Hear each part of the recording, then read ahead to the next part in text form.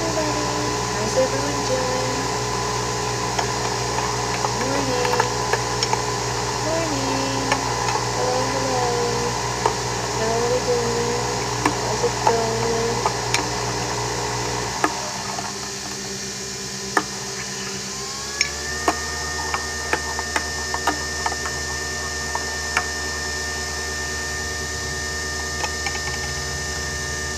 Happy day before restock day. It's true. One more day till restock.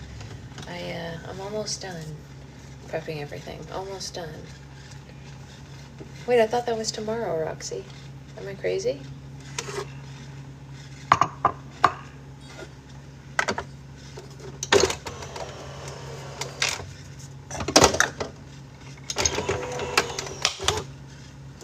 Have I? Midnight tonight. Okay, so that's tomorrow, technically. Yeah. Don't have more slimes. I don't want them all. Oh, well, I haven't shipped yours yet, Amanda. So if you decide that you want to change any, of course you can let me know. Because I haven't put your order together yet. I have to do yours and a couple other big ones today. So if you want to change your mind, you're more than welcome to. There's no rules, you know.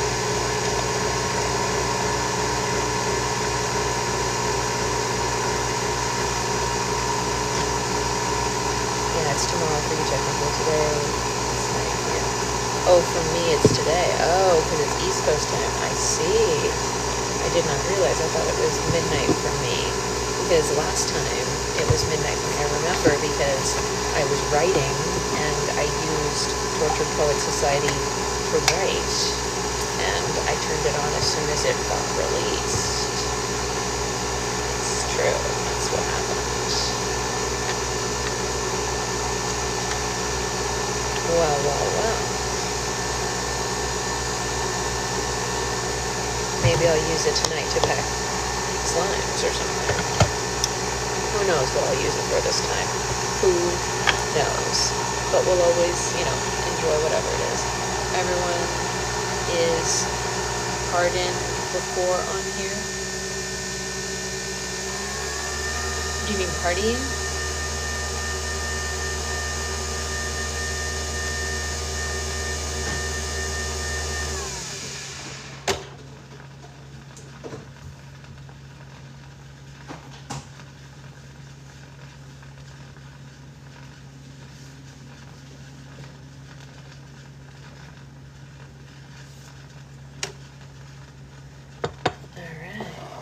Coffee. It's going good. I thought you were talking about the government shutdown. That's hilarious. Yeah, that already happened. That we don't have to wait for. I will say, normally I am not in favor of a shutdown, but I think the Democrats need to hold their ground this time. I hope they do. I know a shutdown sucks, but this is important, and we cannot let authoritarianism take over our democratic republic. So, normally I would be like, come on, just compromise, but not this time. Not this time. So, yeah, they need to hold their ground. So, that's all I'll say about that. It's different right now, Things are different. Someone has to stand their ground. Correct, they're trying to strong-arm us into a dystopia, but guess what? We're the generation that read the dystopian novels, and ain't gonna fly with us. Ain't gonna fly. Sorry about it. Not gonna happen. Not living in that world.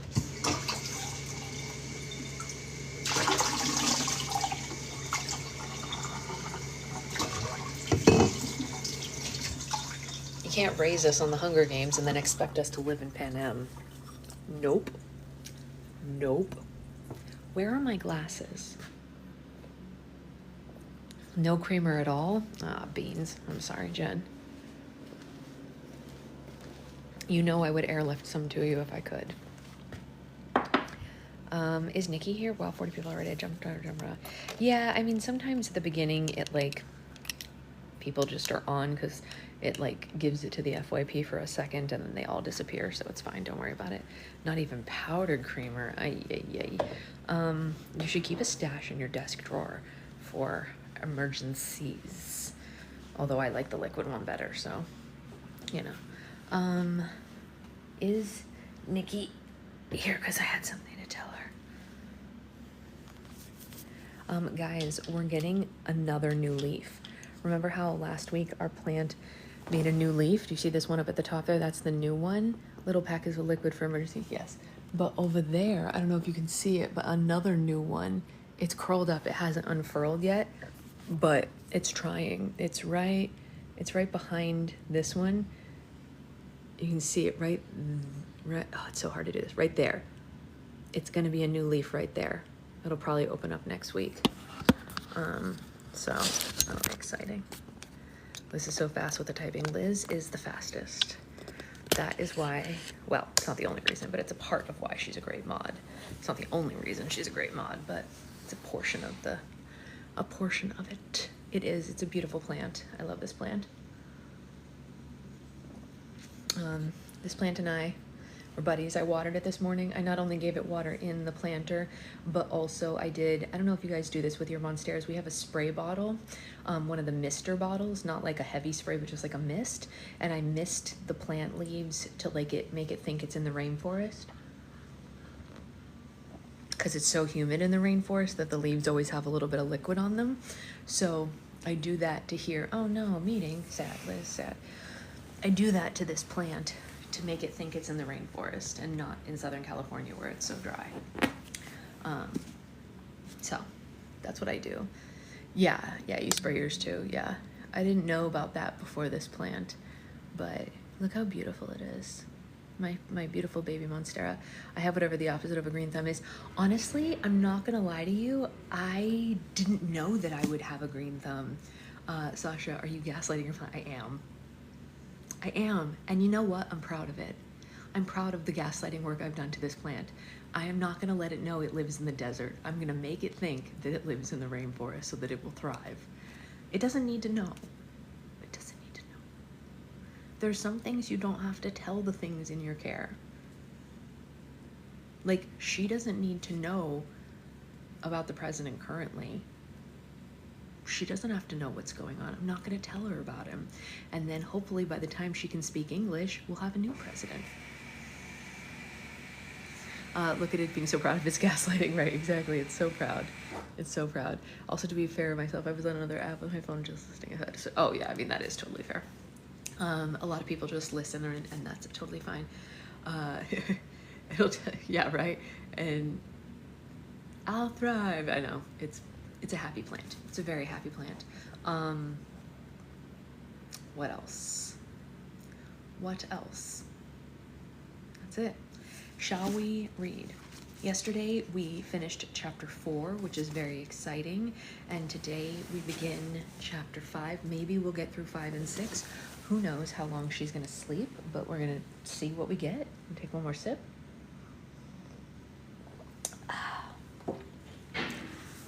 All right. It's your plant. How could it not be happy? Honestly, in the beginning, it wasn't, Brittany. We had to research how to make it happy because, like, it's not just, I know it's so cute, right? She loves it. She just grabs onto it. She also loves to grab onto this thing. She does this sometimes to it, you know, makes her feel happy. She's sleeping very, very, very well right now. She's been asleep for 15 minutes already, so we better read because who knows how long she'll stay asleep. But anyway, thought the monstera was gone in the we really did. We thought it was a goner in the early days.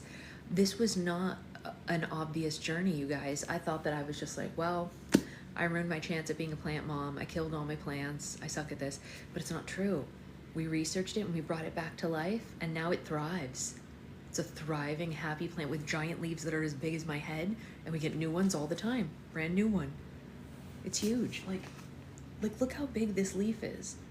It's humongous. Big plant. You know what I need to do? I need to I have those like wires that like train it in there, and it's grown past the wires now. So it's her favorite plant for sure. She loves looking at it. I need to do a new set of wires to retrain it because it's gotten so big since then. I thought that plants were confined by their planters, but this one likes to grow past the planter size. This plant is going to be taller than me very soon. Like this leaf, the top of this leaf is almost my height when I stand. Very tall plant. So that's the sitch. Okay. Chapter 5, Insight at the Gravesite. Good luck moving it eventually. Oh, please, we're going to have to get someone to do it for us. It's going to be so heavy. I don't even know. I mean, we've transferred it to a couple different pots already, and it can't go into a bigger one now. We don't have space for anything bigger than this. No. Maybe it's planning a takeover. I mean, yeah, coffee update, cookie butter save the day. Yes! Cookie butter latte. Y'all know how I feel about a cookie butter latte. Positively. Chapter 5, Insight at the Gravesite. After being on a plane for what felt like a week, Connor and the others finally reached London's Heathrow Airport, where they boarded their connecting flight to Berlin. Seeing so many people of different cultures and nationalities traveling all around them made Connor feel very worldly. He was sure that he would return home much more dignified than when he left. Dignified, but exhausted, that is. By the time their second flight touched German ground, Connor had only slept 3 hours of their 15-hour journey, and he wondered if his neck would ever recover from sitting in the cramped position for so long. Probably not, Connor. I recommend we try to get sleep as soon as we get to the hotel, Mrs. Peters instructed the group as she led them to the baggage claim area. We don't want to be too jet-lagged for the readings tomorrow. Mrs. Peters, Bree, and the book huggers collected their baggage at the claim with no problem, but Betsy was nowhere to be found. Connor wasn't worried about his luggage being lost, though. On the contrary, he thought that wearing the same clothes for the next few days might be worth not having to lug that decaying trunk all around Germany. And just as he had happily come to terms with this idea, Betsy slid down the luggage carousel, making more noise than any of the other suitcases had. Betsy had arrived in Germany, and she wanted everyone to know about it. The group followed Mrs. Peters through the crowded Berlin airport, and they made their way toward Ausgang, or the exit. They shuffled their way outside, where Mrs. Peters had arranged for a small van to pick them up. The driver was a stern older man with a plump face and a thin mustache. He held up a sign that said, Peters. Guten Tag, Mrs. Peters said to the driver. I'm Evelyn Peters. So nice to meet you. Hello, Cindy said loudly to the driver and forced him to shake her hand. We're from the United States. It's an honor to be in your country. Everyone rolled her eyes at them except for the driver. Clearly, this wasn't his first experience with a tourist like Cindy, the type who gave tourists a bad name. I'm German, not hard of hearing, the driver said in perfect English. Let me load your bags into the van and we'll be on our way to the hotel. As their driver drove them away from the airport, all the eyes in the group widened as they took in the first sights of a new country. Seeing his first glimpses of Germany reminded Connor of seeing the land of stories for the first time. They were so far away from home, and yet they were so familiar in a world of its own that existed here. The book huggers took out their cameras and started taking pictures of everything they saw. Good morning, Isabella. We're only one page in, so you're good to go. Look, it's a telephone pole, Lindy said, and she showed the others the photo that she had taken of it. It looks just like the poles back home, Bree said. Yeah, but it's a German telephone pole, Lindy said, as if Bree was missing something. Every street the van drove down gave them something new to gawk at that they would never see at home. A massive cathedral with gargoyles stood next to an office building made entirely out of glass. An abstract art installation of a balloon dog was planted near a statue honoring a famous German opera singer, and tiny shops that looked like gingerbread houses were across the street from strip malls similar to the ones in the United States. Berlin was unlike any city that Connor or the girls had ever been to. It was a combination of new and old, with monuments celebrating people and events of the past, alongside tributes encouraging thoughts and ideas of the future. Of all the cities in the world, Berlin is among those that shaped the world the most into what it is today, Mrs. Peters said.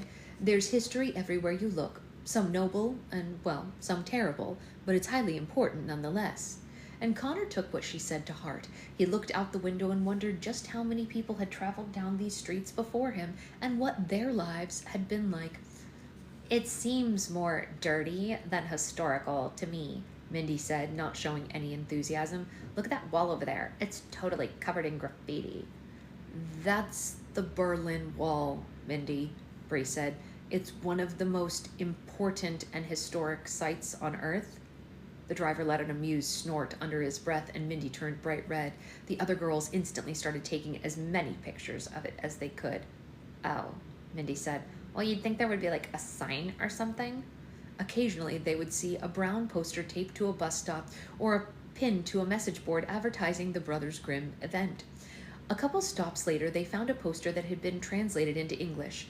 The University of Berlin presents a Grimmfest. Be among the first to hear 3 never-before-told stories by the Brothers Grimm at the University of Berlin as they open a time capsule left by the famous storytelling duo. Wednesday, 12 noon, St. Matthias Kirchhoff Cemetery. Contact the University of Berlin for ticket information. Seeing the posters all around town made the group even more excited about the readings. Mrs. Peters pulled the thick itinerary out of her purse and went over it with her fellow travelers. Okay, let's take a quick nap when we arrive, and then perhaps we can go walk around the city before dinner, she said.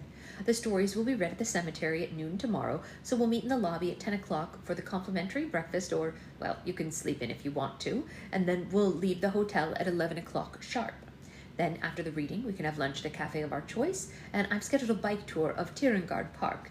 And then, on Thursday, we'll visit the Brandenburg Gate and the Chancellery and, well, a couple of museums. On our last day, I thought that we could visit some local shops before our flight home.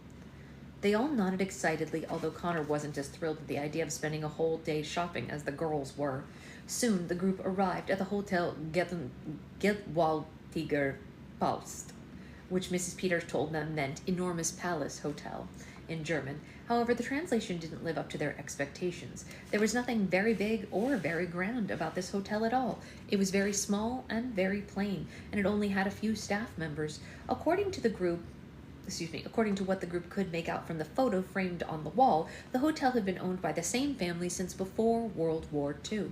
The older woman behind the front desk also looked like she had been there since before World War II. She was tall with curly gray hair, and her beaded eyeglasses chain was the most colorful thing in the entire lobby. Her English wasn't as good as the driver's had been, but she was able to check them in without a hitch. There was obvious annoyance in her eyes as she helped them get settled. Connor couldn't tell if she didn't like Americans specifically or just people in general. Mrs. Peters helped her pass out the hotel room keys. Although I doubt I have to worry about anything with this particular group, but I just wanted to remind everyone that we are in a different country and all school rules and policies apply, and they will be strictly enforced on this trip, Mrs. Peters warned them. Now, everyone do try to get some sleep. They boarded the elevator, and Wendy and Lindy were sharing a room on the 2nd floor. Bree was sharing a room with Mindy and Cindy on the 3rd floor. Connor had his own room on the 4th floor, but Mrs. Peters stayed in the elevator after he got off. But where's your room, Mrs. Peters? Connor asked, holding the elevator door open. Oh, well, I booked myself the Chancellor's suite, she told him. When you get to be my age, Mr. Bailey, you learn that nothing is worth traveling for unless you can do it in absolute comfort. Sleep well. The elevator doors closed and Connor found his room. He wasn't surprised to see how bleak the room was. The bed looked small and stiff, and the carpet was brown and smelled as old as it looked. The beige wallpaper was peeling in the corners. Connor didn't mind too much, though. He knew his accommodations reflected the budget that he was traveling on. He tossed Betsy onto the chair in the corner and dived into bed. It was even stiffer than he had thought, and the sheets felt like they were made of paper. As uncomfortable as he was, Connor still expected to fall asleep instantly upon becoming horizontal, but even after lying there for 10 minutes with his eyes closed, Connor was wide awake. He was either jet-lagged or just too tired to sleep. Wonder if Alex is around, Connor said to himself. She'll get a kick out of seeing in this room. He opened up Betsy and retrieved a small piece of mirror that he had chipped off at home. He tapped the glass with his index finger, and it started shimmering as he tried to connect him to his sister in the fairy tale world. He stared at his reflection, hoping that it would change into his sister's at any moment, but unfortunately, the reflection did not change. I wish magic mirrors had answering machines, Connor said, and he tossed it back into his suitcase. He went to the window and looked out at the small piece of Berlin that he could see. A little part of him felt at home, knowing that he was a part of the world where the Brothers Grimm had lived. Perhaps the Brothers Grimm had met his grandmother and the other fairies on the very street this hotel was on. Perhaps before it was a hotel, this building had been an old tavern where Mother Goose met them for drinks one afternoon. Mrs. Peters was right. There was so much history in this city, more than Connor could even have imagined.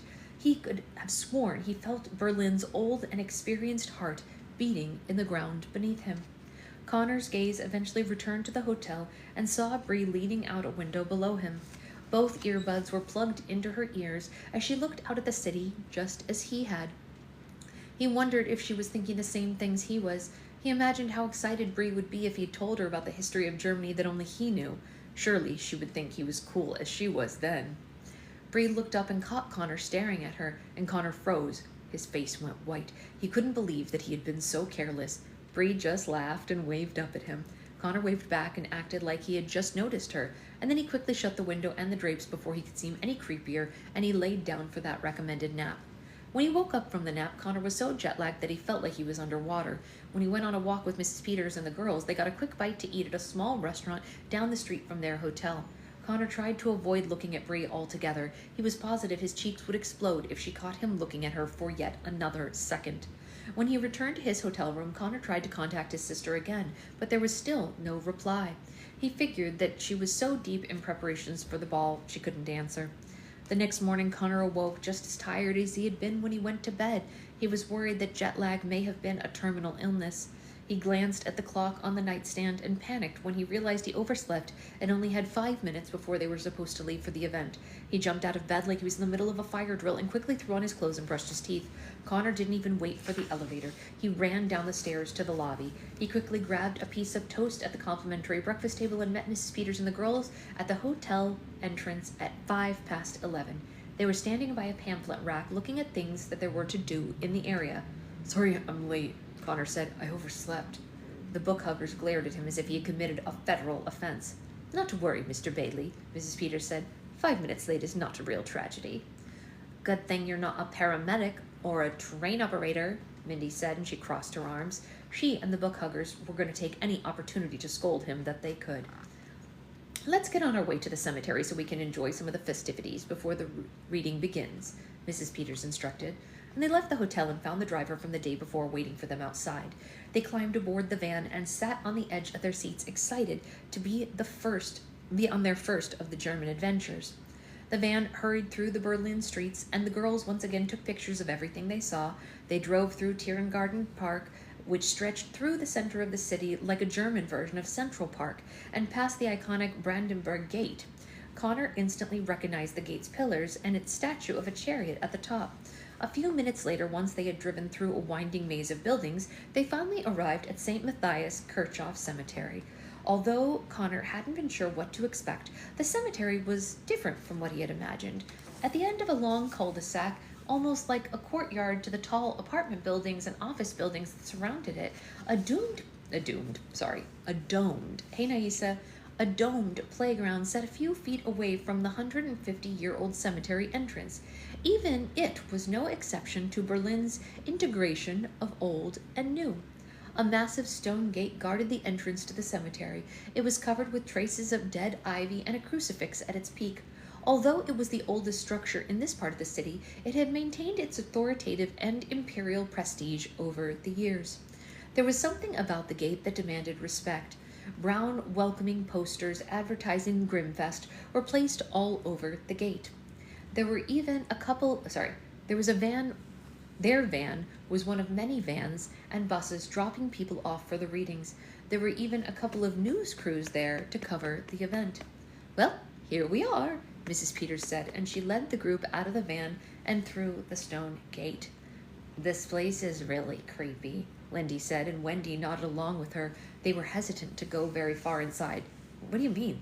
This place is awesome," Bree said, and she took a picture of the gate with her phone. This was her first picture of the trip.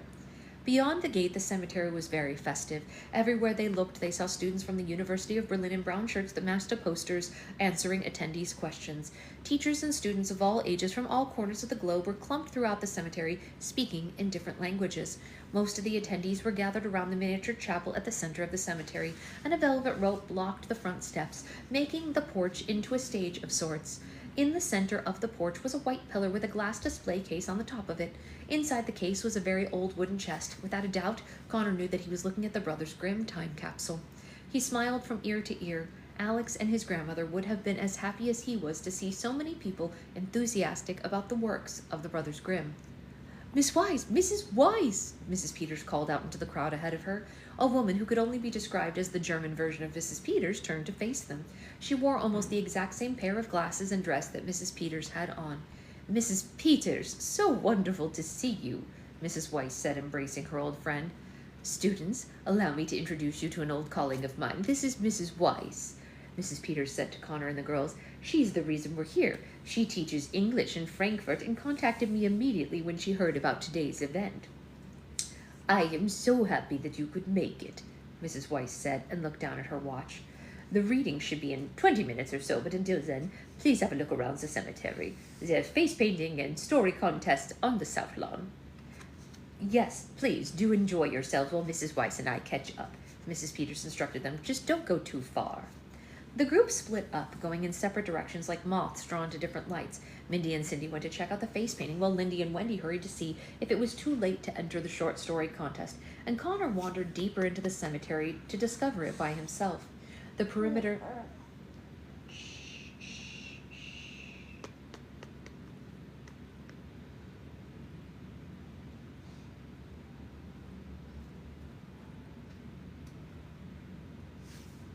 The perimeter of the cemetery was lined with enormous mausoleums, while smaller graves and tombstones were scattered across the center of the lawn. The dates of the births and deaths spanned more than 200 years. Connor couldn't believe how long most of the dead had been buried here. He did, however, have an inkling of what it would be like after flying internationally and being stuck in his own cramped space for such a long period of time. He walked along the mausoleums, admiring the pillars, the statues, the stained glass windows. He figured this must be the gravesite of very important and wealthy people. He was sure that he would find the graves of Wilhelm and Jacob Grimm among them, but after walking the perimeter of the graveyard twice, he still hadn't found their place of rest. A cluster of people were gathered around a smaller row of graves at the center of the cemetery. Connor got curious and went to see what all the fuss was about. Finally, he pushed his way through the crowd and saw who all the excitement was for. Everyone was huddled around 4 identical graves that were lined up in a row. Each tombstone was tall, dark gray, and square. I know. Well, hopefully we get to settle here this time. We'll see if it lasts. Am I right? Hold on. I'm going to move this. Oh, you're going to turn your head.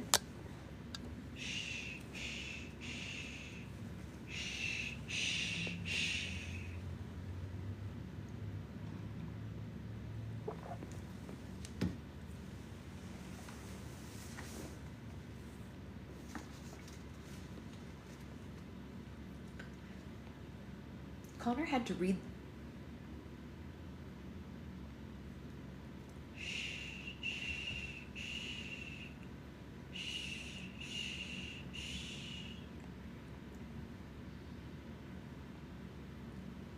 Connor had to read the names on the last 2 in the row twice before he believed his eyes.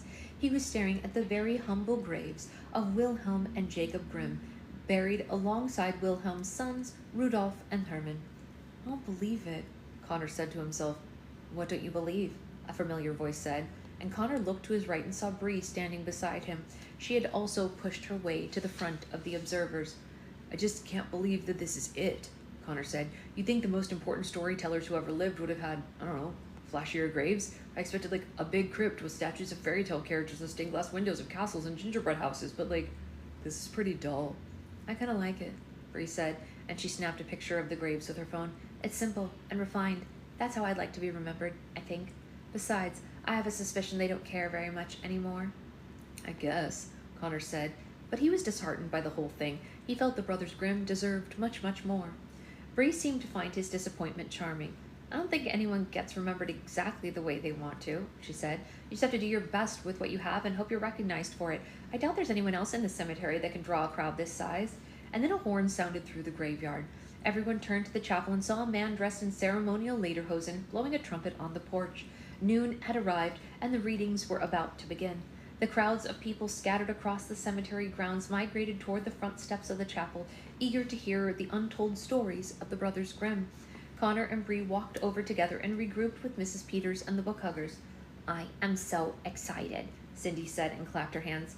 I hope one of the stories is one of the awful ones, like A Curse in Sleeping Beauty, Mindy said. I always love a good curse. I hope one of them is a sequel or a prequel to one of the stories, Lindy said.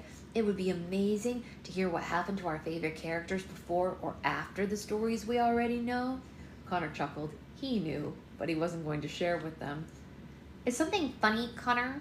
Mindy asked. No, I'm just excited too, he said with a shrug. And a woman emerged from the chapel and the crowd greeted her with a warm applause.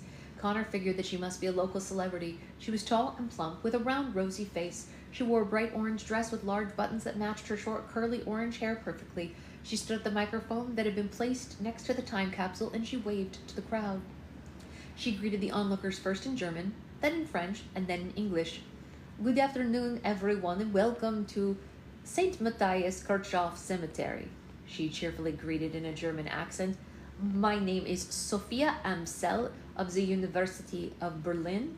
That has given me the pleasure of reading to you 3 brand new fairy tales written by the Brothers Grimm.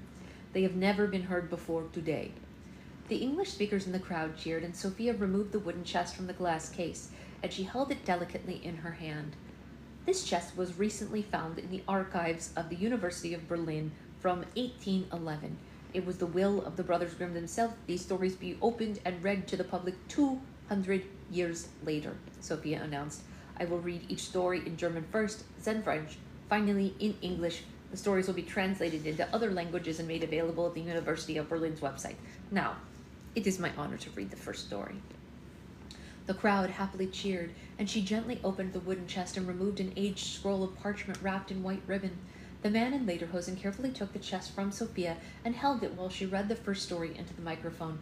As she promised, Sophia read it first in German, second in French. Connor and the girls heard the German and the French-speaking people in the crowd squeal and laugh in delight as the story was read, clapping at the parts that tickled them the most. And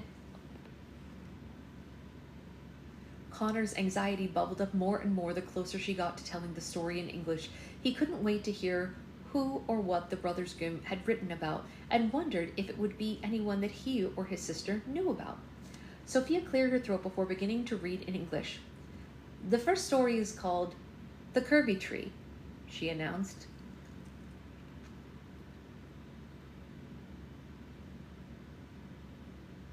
Uh-oh.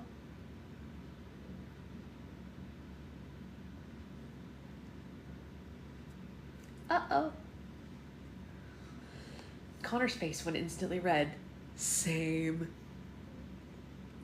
He gasped so quickly and so hard that he started coughing. He could feel Bree's suspicious glare on the side of his face. How funny, Connor said to her when he caught his breath. That's the name of one of my stories. What a coincidence. Yeah, a coincidence, Bree said. Her suspicion was short-lived, though, and soon faded away. After all, what else could it have been but a coincidence? And she looked back at Sophia as she began to read the scroll. Once upon a time, in a faraway forest, there lived a tree that was different from all other trees in the woods. While the other trees grew perfectly straight toward the sky, this particular tree grew in loops and twists and turns. It was known as the Curvy Tree by all who saw it. Many humans and animals came from far and wide to see its splendor. When the humans and animals were away in language that could only be heard by the plants of the forest, the other trees would taunt the poor Curvy Tree. We hate your bark and your branches and your leaves that twist and turn. One day they'll chop you into firewood and you'll forever burn. The Curvy Tree was made very sad. If you spoke plant, you would hear it cry itself to sleep every night. Years later, on the last day of winter before the spring began, loggers traveled to the forest looking for wood, not to burn, but to build with. And they cut down every tree in the wood to build houses, tables, chairs, and beds. And when they finally left the forest, only one tree remained. I bet it will come as no surprise when I tell you it was the Curvy Tree. The loggers had seen how the trunk and branches twisted and turned, and they knew they could never use this wood to build with. And so the Curvy Tree was left alone to grow in peace, now that all the other trees were gone. The end. The English speakers met the conclusion of the tale with thunderous applause. Connor kept his hands at his side. How amazing, he said to Bree with a guilty chuckle. I came up with almost exactly the same story as the Brothers Grimm. I must be a better writer than I thought, I guess, yeah. He was all fake laughs and smiles, but he could tell this was no laughing matter. Bree side-eyed him like she had on the plane. Yeah, amazing. She said it through the corner of her mouth, but amazing was far from the word that she was looking for. Sophia retrieved the second scroll from the chest, also tied with a white ribbon, and she began reading this one in German, and then she finished reading it in French and began her English translation. This second story is titled The Walking Fish, Sophia declared to the eager crowd, and Connor's eyes grew twice in size. He was in serious trouble now. Bree shook her head. Surely she had heard this wrong. Wait a second. Did he just say the second story was called The Walking Fish? Bree began, but before she could finish, Sophia had started the second story. Once upon a time, there was a fish who lived deep in a lake all by himself. Every day, the fish would watch with envy as a boy from a nearby village played with all the animals on land. The boy would run with the horses, wrestle with the dogs, and climb trees with the squirrels. The fish wanted so badly to play with the boy, but he knew that as a fish, it was impossible. One day, a fairy was flying high above the lake and dropped her wand into the water. The fish, being the gentleman that he was, retrieved the wand for the fairy.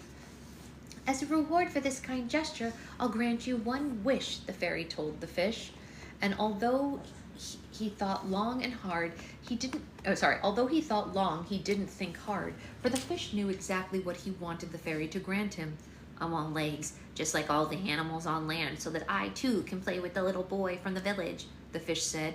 And with one simple flick of her wand, the fairy magically turned the fish's fins into legs and feet, and he walked on land for the first time.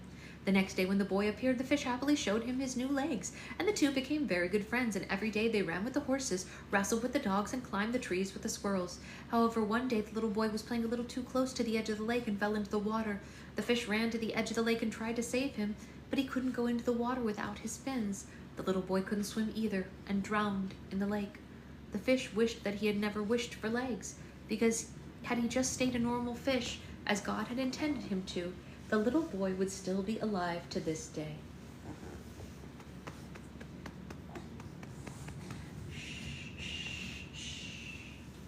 Hey, do you want to sleep? The English speakers, including Mrs. Peters and the book huggers, all made an awe sound at the sad ending. Connor and Bree were the only ones who didn't make a sound. Both of their mouths had dropped open while the story was read. Wow, I guess it's another coincidence, huh? Was all Connor could say to Bree, but she did not respond. Do you want to go to the playmat? Are you awake now? Yeah? Well, you slept a little longer than you have the last couple days. That was nice. Should we go over to the playmat? Here. Let's go to the playmat. Let's go to the playmat. You want to play? You want to play with your toys? Yeah? Whee! Whee! Ah, boom! Ah, boom, boom, boom. Big yawn. You just waking up? Okay, Mommy's getting her coffee and all our friends. 1 second. Yeah, an extra 12 minutes is awesome, huh? We're going to need to have a Tower of Terror right here in a second. But somebody, I think it was Aunt Philomena, moved this. So we have to move it back. There we go. All right, 3, 2, woo! Okay, dokie. All right. Let's get the book. Flying Friends, that's right, Flying Friends. Hi, honey. Do you want this? Yeah? You're chewy? Okay. Mommy will have a sip of coffee and then we will keep reading.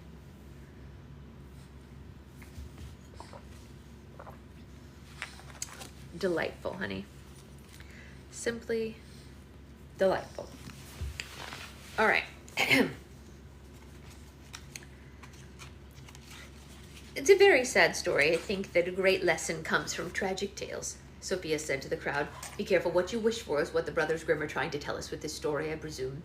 Mrs. Peters was inquisitively furrowing her brow.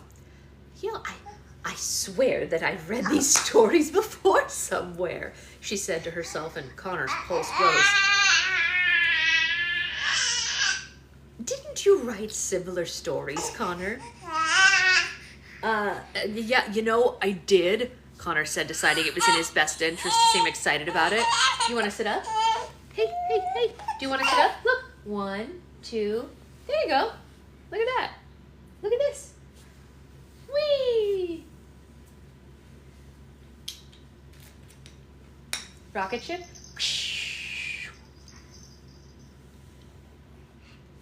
Eh. Do you want this? You want your piggy?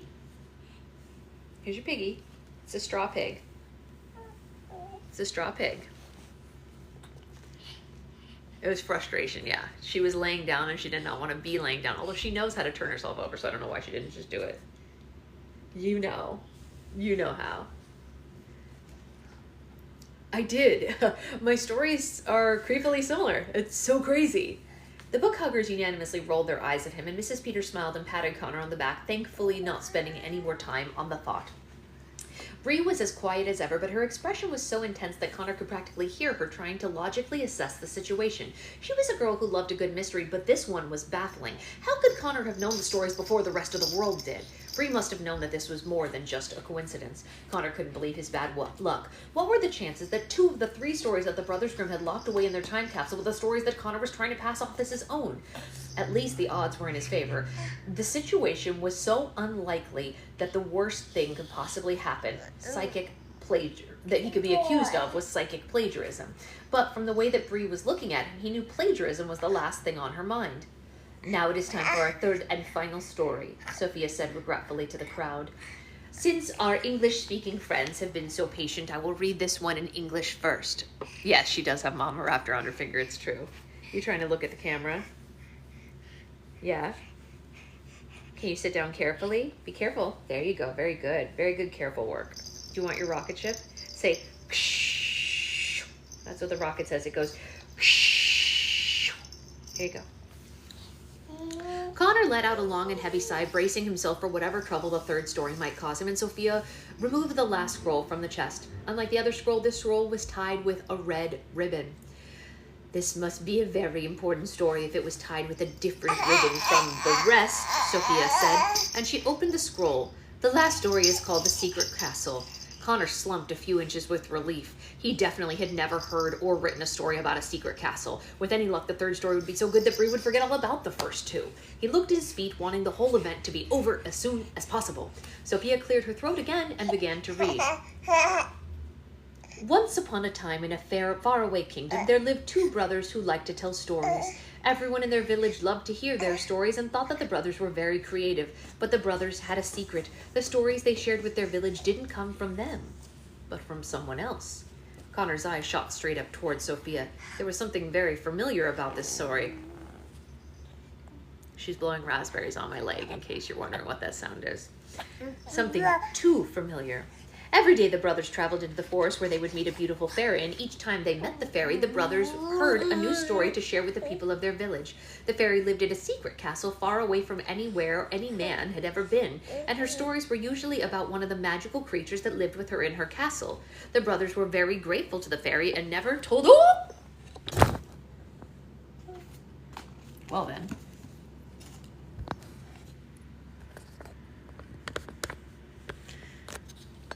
Well then. Sorry about that, you guys. I'm sorry, Isabel. I didn't mean to do it. She's laughing. She thinks it's hilarious. You knocked them down, honey. She's like, yeah, I did. Yeah, I did. You knocked them down, sweetheart. Yeah. I mean, Brittany said it was fun.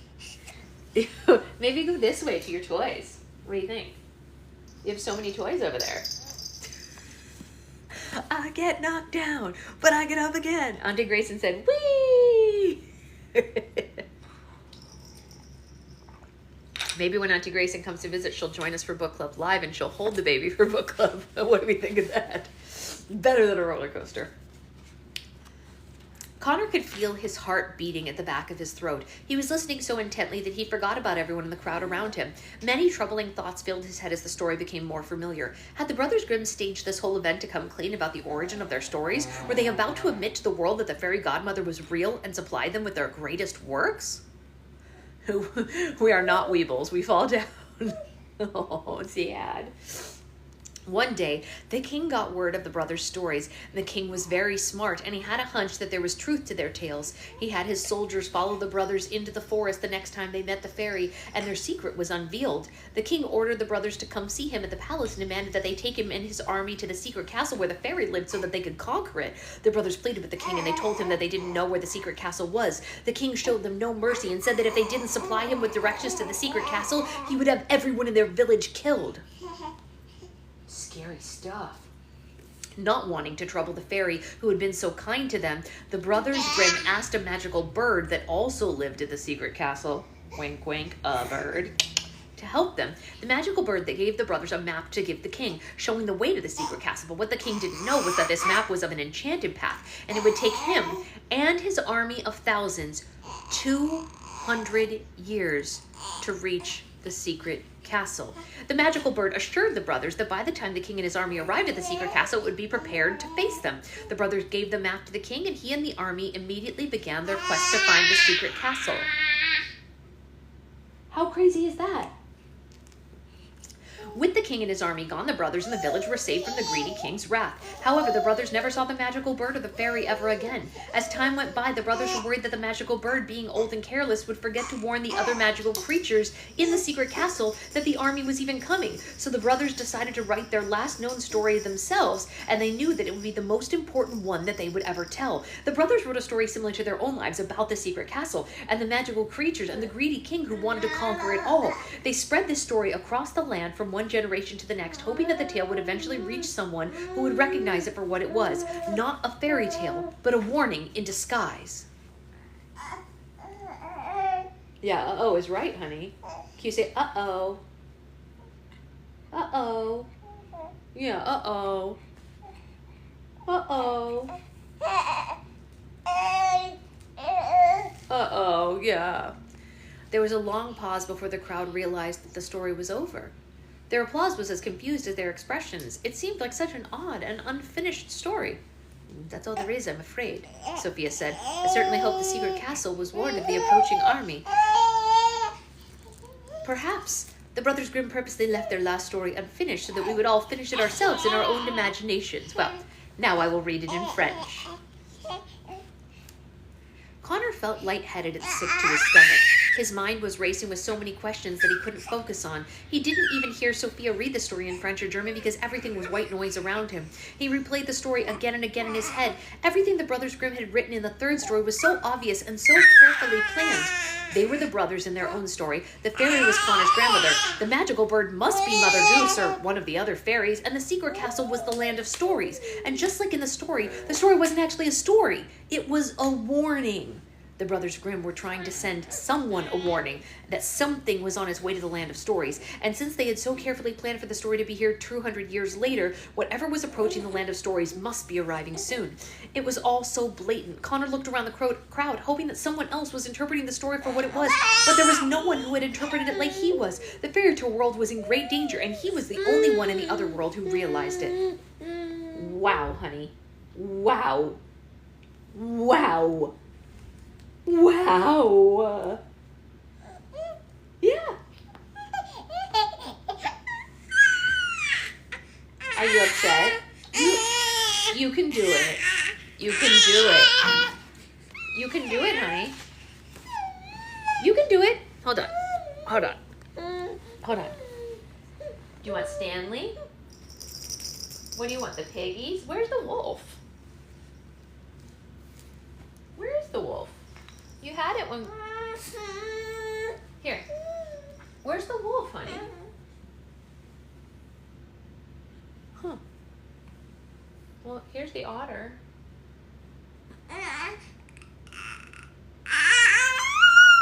Okay. Do you want to play with the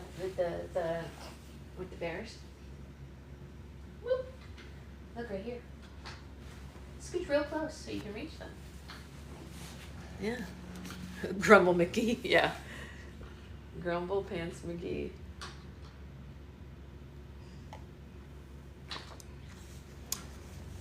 Yeah, you can play with them.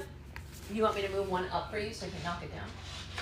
Here, it goes up past the bee, past the tree, past the bird, past the other tree to the castle. Maybe that's the secret castle. Who knows? Hey, Connor, are you okay? Bree asked him. You just went from bright red to pale white in a matter of seconds. I'm fine, Connor lied. It's just the story. It was so strange. Was it coincidentally close to something you were planning on writing? Bree asked him playfully, but she knew from the look on his face that something was terribly wrong. Connor was looking right at her, but none of his thoughts had anything to do with her. He didn't care if she knew that he had a crush on her, and he didn't care if she or the book huggers were close to finding the truth about his sister. All he cared about was warning his grandmother and his sister that they were in danger. And before he knew it, Sophia had finished reading the story in the other languages, and Grimfest had come to an end. On behalf of the University of Berlin, I'd like to thank you all for joining us today, Sophia said. I hope you enjoyed the festivities today as much as I have. She placed the third scroll back into the chest, and the man in lederhosen came and held it for her, and together they disappeared into the chapel. A crowd began heading out of the cemetery, and Mrs. Peters rallied her group to do the same. Well, wasn't that a remarkable reading? Mrs. Peters said. I am certain to remember this for the rest of my life. Mrs. Peters, I'm starving. Can we get something to eat? Mindy asked. Of course, Mrs. Peters said. Mrs. Weiss just recommended we meet up with her and her students at a little cafe near our hotel. If no one objects... Mrs. Peters, Connor interrupted, can I just go back to the hotel? I'm not feeling very well, and I think I need to lie down for a bit. You are a daredevil. You want the bear? Here. There you go. There you go. You don't need to stand up to get the bear. Mommy will get it for you. Can you sit down and play with the bear? Mommy would appreciate it. Thank you.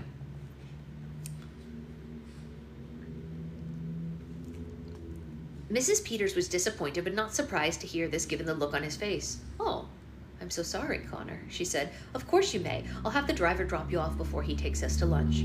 The van couldn't drive back to the hotel fast enough. Connor even thought about faking a few dry heaves to speed things up, and as soon as they pulled up to the hotel, Connor jumped out and ran inside before anyone could say goodbye. He zoomed through the lobby and almost knocked over 3 guests on his way, and then he ran up 4 flights of stairs to his room. He didn't want to waste any time waiting for the elevator. He burst into his room and locked the door behind him. He immediately searched through Betsy until he found pieces of mirror. He impatiently tapped the glass and anxiously waited for it to connect him to his sister. Connor prayed that Alex would be available. Unfortunately, the only reflection he saw in the mirror was his own. Come on, Alex, Connor said. You've got to answer. Trust me, nothing is more important than answering this right now. And he tapped the mirror again and again, trying to reach his sister with no luck. He spent the rest of the day trying and still no result. They were the most frustrating few hours of his life, and in the evening, Connor heard a knock on his door. Mrs. Peters had come to check on him. She and the girls had returned from their bike tour of Tiergarten Park. How are you feeling, Mr. Bailey? Any better? She asked at the door. I'm all right. Just, really nauseated, Connor told her. I think I caught a bug at the cemetery. Do I need to call for a doctor? She asked. No, I think I'll feel better in the morning, Connor said. I should be fine as long as I finally get some sleep. Oh, I certainly hope so, Mrs. Peters said. I would hate for you to waste your whole trip locked in your hotel room. But she left him alone to rest, though the rest was last thing on Connor got that night. After trying to reach his sister for a couple more hours, he couldn't stand being in the hotel room any longer. He couldn't sit around while he knew something was very wrong going on somewhere. So Connor decided to go back to the cemetery for clarity, if not for answers. He grabbed his coat and quietly left his room. He took the stairs again, trying to avoid as many people as possible. He snagged a map from the pamphlet rack in the hotel lobby and followed it all the way back to the cemetery. It took him an hour to walk there in the dark, and to make matters worse, it also started to rain. When he reached St. Matthias Kirchhoff Cemetery, all the posters had been taken off the gates and all the guests were gone. It was so much more peaceful now that it was empty. He retraced his steps to the modest graves of the Brothers Grimm, and around the graves were littered with flowers and gifts from the attendees of the reading earlier that day. Connor squinted at the graves as if he were looking at not 2 big blocks of stone, but rather 2 very silent people. So that was some story, he said to the graves. Was there anything else you failed to mention? Were there any clues you forgot to include? The rain increased with Connor's frustration. He was actually upset that the graves weren't responding. What army is approaching the fairy tale world? Where did it come from? And are my grandma and sister in danger? Please, I need to know, Connor said, and this time he was asking the rainy sky above him. But unfortunately, there was no sign for Connor to witness. He had to rely solely on what his gut was telling him. Connor knew that he had been meant to be in the cemetery earlier that day, and he had been meant to hear and correctly interpret the story, and now he was meant to warn the fairy tale world of the approaching danger. He just didn't know how. It's sad, right, honey? Yeah. So sad. I know. Tell me about it, kid. Yeah. It was a long chapter, but a worthwhile one. Wow. Wow, honey, can you believe that? You want to clap for Connor? Say, yay, Connor. Good job. She's doing it. She's clapping. Yay, Connor.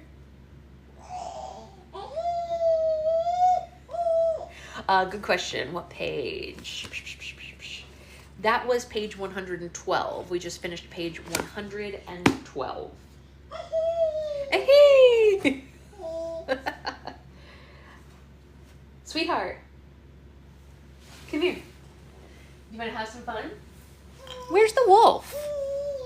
Where is that wolf? Oh, here he is. Here. You want to have a little fun before we go? Here. You want to sit right here? What does the piggy say? When the piggy's scared, he goes, ah, piggy, oh no. Can you say, ah? Bless you. Ah! Bless you. Sorry. Okay. Sneeze first. And then, what does the piggy say? What does the piggy say? Ah! Yeah, he's scared, huh? But what does the wolf say when he comes to get the piggy? Does he say, oh, huff, and oh, puff, and oh, blow your house down? Rawr. What does the wolf say? She's pointing at him and going like this. What does the wolf say?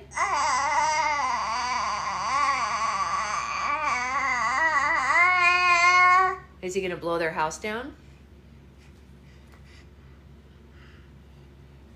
What does the piggy say? Hi. You want to stand up? Good standies, honey. Can you sit down? You refuse to sit down? You're just going to go straight-legged? You see Screen Mommy? Hi, Screen Mommy. Oink. The piggy does say oink, Isabella. It's true. But in this story, the pig goes, ah! Because he's so scared. Can you sit down? Can you sit down? Straight legs are not so comfy. Why don't we sit down? Can you bend your legs, baby girl? Can you bend your legs? Yay! Okay. No sad. No sad. Look. Here's the wolf. Look. No sad. Here's a piggy. I live in a house of straw. This is my house of straw. Oh my gosh, I love it. And then the wolf comes and says, I'll huff and I'll puff and I'll blow your house down. Raw. What does he say? Does he say, roar? Okay, she wants to go have breakfast. Okay, you can't get on camera, so let's say goodbye to our friends. So tomorrow is restock, which means that we will have 2 lives tomorrow. There will be a live for book club, and then there will be a live for restock. I'll be on at like 4:45 tomorrow to talk about restock stuff. And I hope you all have a great rest of your day until then. And we will have more baby book clubs after restock is over. Okay. Let's go have breakfast, okay? Say bye-bye, everyone. We're going to have breakfast.